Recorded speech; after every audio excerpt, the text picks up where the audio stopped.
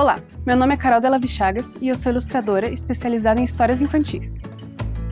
Já fui cenarista de webséries, trabalhei como concept artist em Angry Birds Bubble Trouble e como diretora de arte para uma série da Turma da Mônica.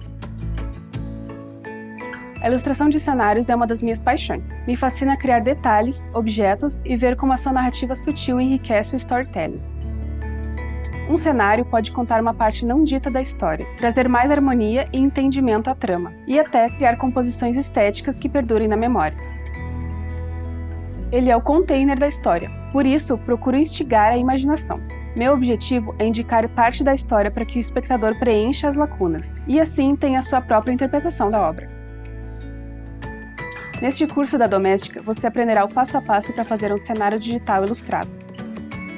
E como projeto final, partirá de um personagem pronto para criar e ilustrar o mundo em que ele habita.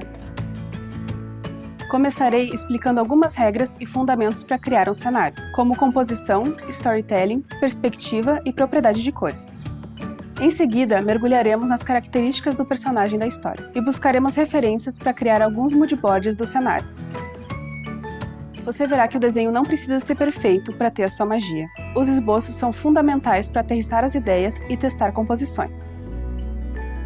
Depois de escolher o meu rascunho, é hora de dar forma ao cenário. Você verá como fazer a line art no Photoshop, aplicar cores e iluminação, além de executar a blocagem e finalizar o personagem. Também concluiremos a área principal do cenário e, posteriormente, os planos secundários, até que chegaremos aos últimos ajustes de cores. Por fim, darei dicas de como organizar o seu portfólio e contatar clientes por e-mail.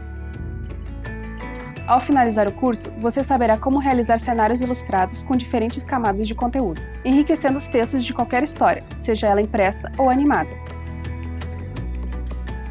Para me acompanhar, você precisa ter noções de Photoshop e familiaridade com técnicas de desenho.